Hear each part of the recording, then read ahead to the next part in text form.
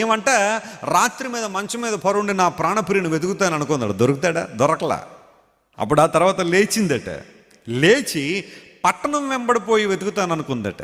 కానీ పట్టణంలో కూడా దొరకలా. ఆ తర్వాత అక్కడ నుంచి సంత వీధుల్లో వెతుకుతానంది, రాజవీధుల్లో వెతుకుతానని చెప్పి వీధులన్నీ తిరగడం ప్రారంభించింది. అక్కడ కూడా ప్రాణప్రియుడు దొరకలే. ఆ తర్వాత పట్టణమునందు సంచరించు కావలి వారు ఆమెకు ఎదురు పడితే వాళ్ళని అడిగిందట, నా ప్రాణప్రియుని మీరు చూశారంటే వాళ్ళ దగ్గర నుండి కూడా ప్రామిసింగ్ రిజల్ట్ రాలేదు. వాళ్ళు కూడా మేము చూడలేదని చెప్పారు. ఇప్పుడు ఈమె మంచాన్ని విడిచి, రాత్రి సమయాన్ని విడిచి, పట్టణాన్ని విడిచి, సంత వీధులను విడిచి, రాజవీధులను విడిచి, పట్టణపు కావలి వారిని అందరిని విడిచి కొంచెము దూరము పోగా, స్తోత్రం చెప్పండి ఒకసారి హల్లెలూయా, కొంచెము దూరం పోగా, ఈ లోక సంబంధమైన విషయాలను విడిచి నువ్వు ఒక్క అడుగు ముందుకు వేయగలిగితే నీ ప్రాణప్రియుడు నీ కోసం ఎదురు చూస్తానే ఉన్నాడు. గట్టిగా చప్పట్లు కొట్టి దేవుని మహిమపరచండి. Your miracle is awaited. నీకు కావలసిన అద్భుతం నీ కొరకు సిద్ధంగా ఉంది. నువ్వు ఎప్పుడు అంటే ఆ పట్టణాన్ని విడిచి కొంచెం దూరం పోగా. పట్టణపు కోలాహలంలో నువ్వు దేవుని వెతకలేవు. రాజ వీధుల్లో, సంత వీధుల్లో, మనుషులకు కోలాహలాల్లో ఎప్పుడు కూడా నువ్వు దేవుణ్ణి వెతకలేవు. కొంతమంది చూడండి, ఏదైనా కష్టం రాగానే బంధువులు, స్నేహితులు అందరూ చూసి నీకు ఇందువల్లనే వచ్చింది, అందువలన వచ్చింది, పూర్వజన్మలో ఏదో నువ్వు అన్యాయం చేసి ఉంటావు ఎవడికో, అందును బట్టి ఇప్పుడు చుట్టేసుకుంది, నీకు నాగదోషం ఉంది, సర్పదోషం ఉంది, ఆ దోషం ఉంది, ఈ దోషం ఉంది, అందును బట్టి ఇలా జరిగింది, మీ ఇల్లు అలా ఉంది, ఇలా ఉంది, అక్కడ నెగిటివ్ ఎనర్జీ ఉంది, ఇక్కడ కిటికీ ఉంది, అక్కడ తలుపు ఉంది అని చెప్పి ఇలాంటివన్నీ చెప్పి నిన్ను ఇంకా ఇంకా ఇంకా ఇంకా ఇబ్బందులు నెట్టేసే వాళ్ళు చాలామంది బయలుదేరుతారు. పట్టణ కోలాహలం అంటే అదే. మనుషులందరూ కూడా రకరకాల మాటలు, ఒక్కొక్కళ్ళు ఒక్కో సజెషన్ ఇస్తూ ఉంటారు. Just leave them and go forward. ఒక్క అడుగు ముందుకే వాటిని విడిచిపెట్టు. నీ సొంత అభిప్రాయాలు విడిచిపెట్టు, నీ స్వాభిమానాన్ని విడిచిపెట్టు, నీ స్వాభిప్రాయాన్ని విడిచిపెట్టు. కులం, మతం చెబుతున్న మాటలు అవన్నీ నీకు అక్కర్లా. నీ ప్రాణప్రియుడు నీ కోసం వెతికి ఉన్న ఆ ప్రాంతానికి ఒక్క అడుగును ముందుకు వేయగలిగితే, తెగింపుతో, ప్రేమతో, భక్తితో, విశ్వాసంతో ఒక్క అడుగును ముందుకు వేయగలిగితే ప్రాణప్రియుడు అక్కడ తన కోసం ఏం చేసినాడట? ఎదురు చూశాడు. ఒక్కసారి అతను కనబడగానే ఈమె ఎలా పట్టుకుందట? గట్టిగా పట్టుకుందట.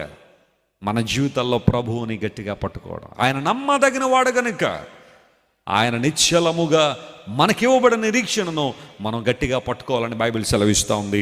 ఈ ఉపవాస ప్రార్థన రోజున నువ్వు ఏ సమస్యలతో ఇక్కడికి వచ్చావో నాకైతే తెలియదు. అదొకవేళ ఆరోగ్య సమస్య కావచ్చు, అప్పుల బాధలు కావచ్చు, లేదా నీ అన్న వాళ్ళు నీకు దూరం అయిపోయినప్పుడు వచ్చే ఎడబాటు వలన వచ్చే ఒంటరితనం కావచ్చు. No matter what the trouble that you are facing this afternoon, you have a solution at the feet of Jesus.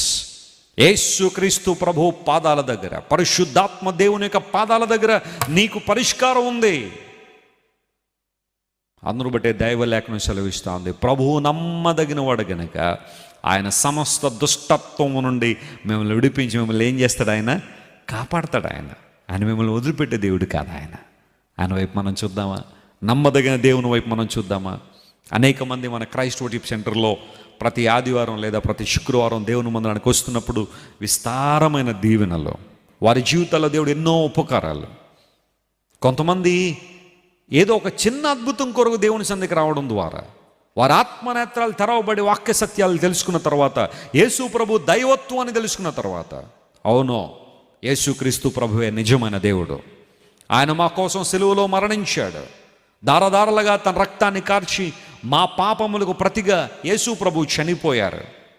నేను పొందాల్సిన వేదన, నేను పొందాల్సిన బాధ, నేను పొందాల్సిన నిట్టూర్పు అన్నీ కూడా యేసు ప్రభు సిలువలో నా కోసం భరించారు. నా కోసం ప్రాణం పెట్టిన దేవుడు నన్ను ఎంతగానో ప్రేమిస్తున్నాడు.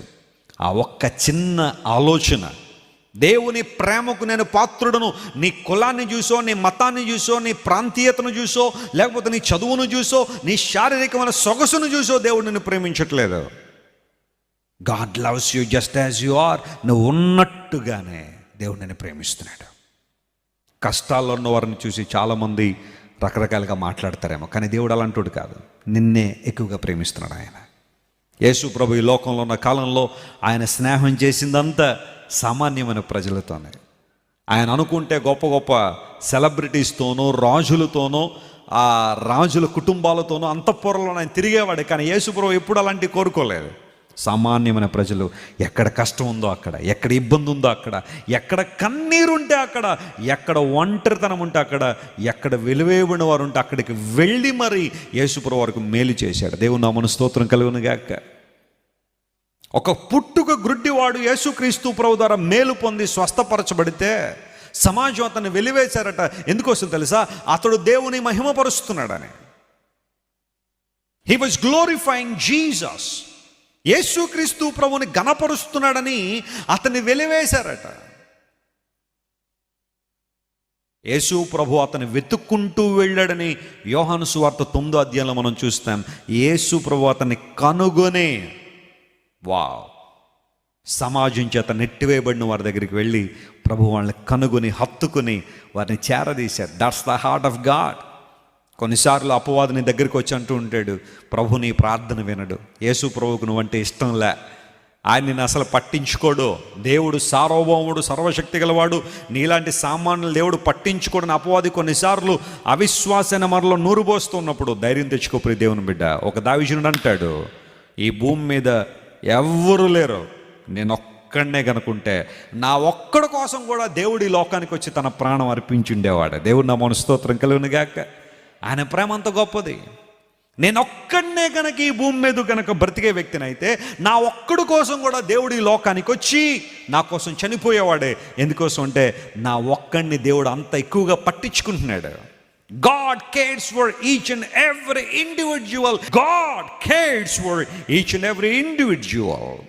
ప్రతి ఒక్కరిని దేవుడు పట్టించుకుంటాడు. కొన్ని కుటుంబాల్లో తల్లిదండ్రులు ఉంటారు, ఒక 5-6 పిల్లలు ఉంటే పట్టించుకోరు అందరినీ కూడా. అంత టైం ఉండకపోవచ్చు, అంత ఓపిక కూడా ఉండకపోవచ్చు కొన్ని సందర్భాల్లో.